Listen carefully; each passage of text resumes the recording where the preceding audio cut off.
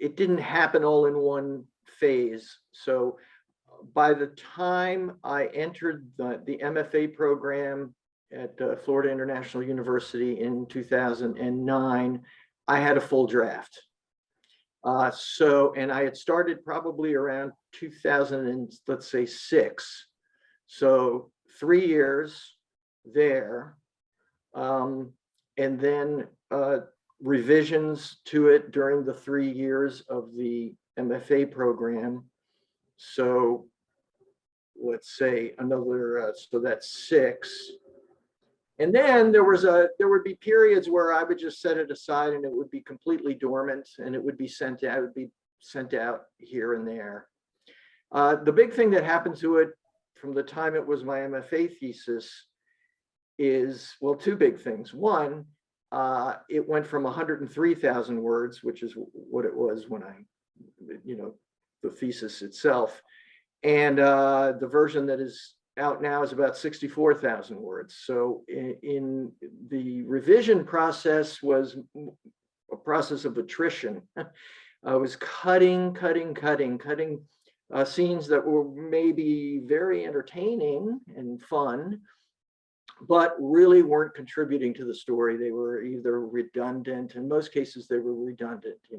How many scenes of, being out of your mind on the dance floor do we really need, even if, one scene is set on a gay cruise and the other one is set in Mykonos in Greece.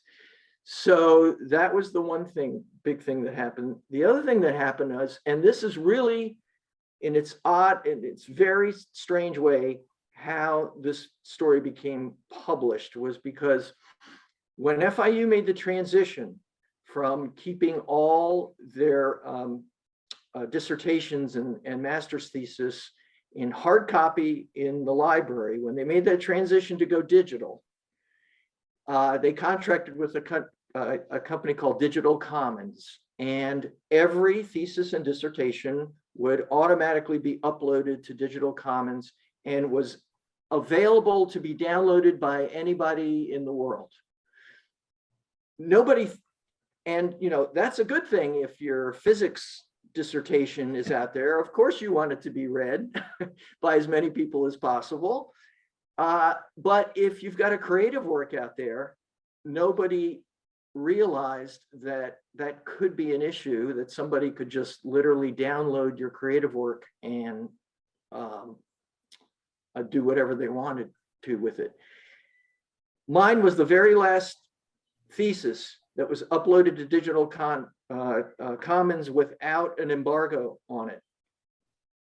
And what that meant was I would get a monthly report and it would say, 17 people have downloaded your thesis and here's where they are. They'd give you a geographical distribution. I could have shut that process down at any time. I could have,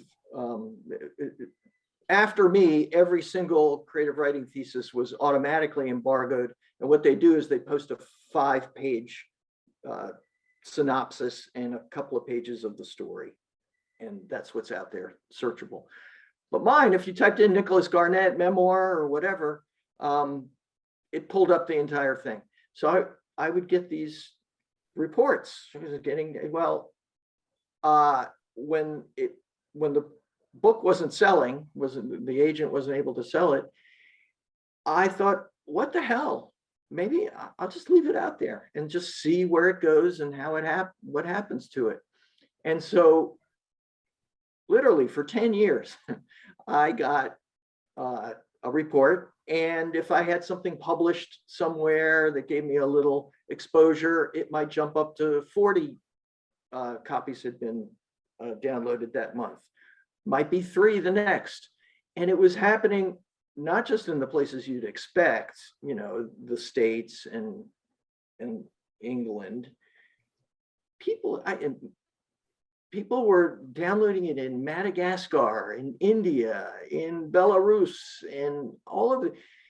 And so I just thought, well, this is so interesting. Maybe, who knows, someday this may get to Martin Scorsese and Martin will call me on the phone and said, hey, somebody sent me this thing. That never happened. So 10 years on, I said, when it gets to be 3,000 downloads, I'm going to officially cut this off. And so about 9 months ago, I got a report and it hit 3,000 downloads. And I went on Facebook and I said, hey, I've created a whole new genre, international non-seller. I'm going to embargo this now. Here's your last chance. I gave them the link. Download the story, enjoy it.